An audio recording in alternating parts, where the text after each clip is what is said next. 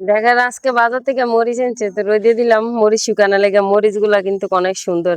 এই মরিচ দিয়ে বাজি খামু, শুকনা মরিচের মাছ ভাজির সাথে যে কোনো ভাজা ভুড়ার সাথে মরিচ ভাজি খাইতে অনেক ভালো লাগে। তো আজকে মরিচ নিয়ে এলো, মরিচ একটু রোদে দিলাম, মরিচ গুলা কিন্তু খুব সুন্দর। দেখেন এই যে ধান লাটাছি, ধান রোদে দিলাম।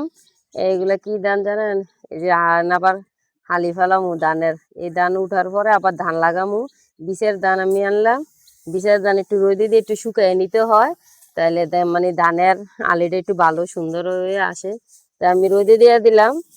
আবার এই ধানের পরে তো আবার ক্ষেত লাগাইতে হইব, তার লেগে আবার আবার প্রিপারেশন নিলাম। আবার ধান আনি, আবার বিষের ধান আবার ফালামু। আর ধান একটু রোদে দিয়ে দিতেছি, ধান শুকাইবো। আবার সাথে দেখেন সরিষা রোদে দিচ্ছি আবার। আর সরিষা মনে করেন সরিষা রোদে দিলে, সরিষা যদি তেল ভাঙায় না, ওই ভালোভাবে যদি রোদ যদি লাগে না সরিষা, তাহলে তেলটা ভালো হয়, বেশি হয়। এই কারণে একটু সরিষা ভাঙে। আজকে আবার সরিষার তেল দেন ভাঙাই আনছে, এই যে দেন গ্যালনের ভিতরে রাইখে দিছি, দেন রোদে দিছি সরিষার তেল। আর এই সরিষা একটু লাইরা দিতেছি, একটু পর পর লাইরা দিতে হয়। আজকে কিন্তু রোদ উঠছে ভালো। রান্না করার মাঝে দিয়ে ফাঁকে দিয়ে আবার চলে আসলাম, রান্না তো করলাম, তারপর আবার চলে আসলাম। এগুলো আবার একটু লাড়াচাড়া দিয়ে নি।